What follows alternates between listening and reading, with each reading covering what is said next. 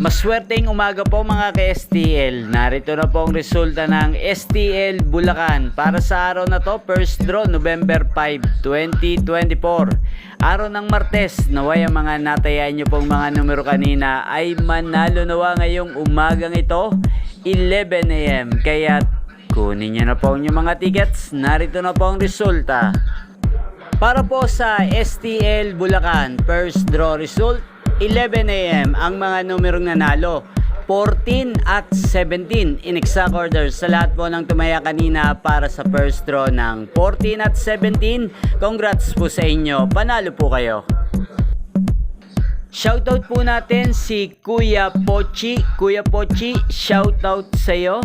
Ayan, napanood nyo po ang resulta ng STL Bulacan sa channel na to, Roderick Hernandez TV. Maraming salamat po sa patuloy nyo pong pagsuporta sa aking channel. Huwag pong kalimutang mag-subscribe. Thank you for watching.